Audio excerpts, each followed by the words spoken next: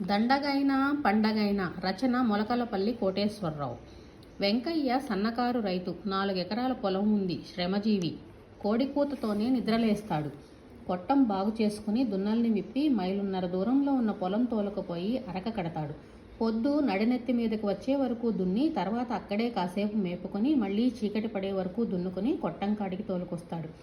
ఎండా వాన ఏదైనా సరే నిత్యం అదే పని. సూర్యుడన్నా మబ్బుల చాటుకెళ్ళి విశ్రాంతి తీసుకుంటాడేమో కానీ వెంకయ్యకి విశ్రాంతి అనే మాటే లేదు. 3-4 సార్లు చేను దున్ని విత్తు నాటాడు. మొక్క మొలిచింది. దాన్ని పసిబిడ్డను చూసుకున్నట్లు అపురూపంగా చూసుకుంటూ వస్తున్నాడు. కలుపు తీశాడు, మందు వేశాడు.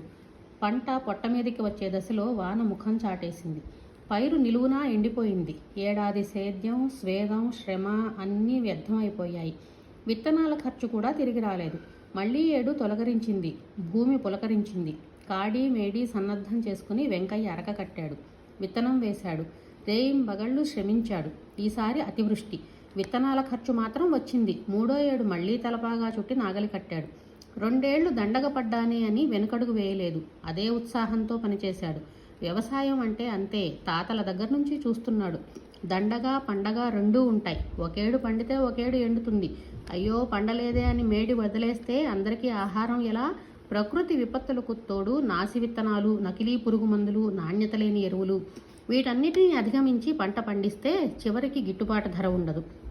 అలా అని తను నిరాశపడి నిస్పృహలోకి లోనైతే బతికేది ఎలా? వెంకయ్యే కాదు, ఆయన తోటి రైతులందరిది ఇదే తీరు.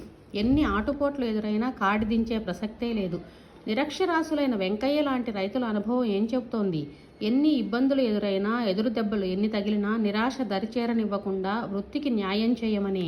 ఏ రంగంలో అయినా సమస్యలు సవాళ్లు ఉంటాయి.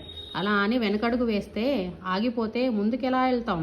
పరీక్షలో ఒక సబ్జెక్ట్ పోయిందనో, ఉద్యోగం లేదనో, భార్య కాపురానికి రాలేదనో, భర్త విసుక్కున్నాడనో, అప్పులు ఉన్నాయనో, అమ్మ కోప్పడిందనో, నాన్న కొట్టాడనో అర్థాంతరంగా తనువు చాలిస్తున్న యువత ఒక్క క్షణం ఆగి ఆలోచించాలి.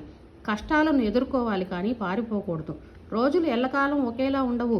కృషితో నాస్తి దుర్భిక్షం అని పెద్దలు అన్నారు కదా. దాన్ని నమ్ముకున్న వాళ్ళు ఎప్పుడూ చెడిపోరు.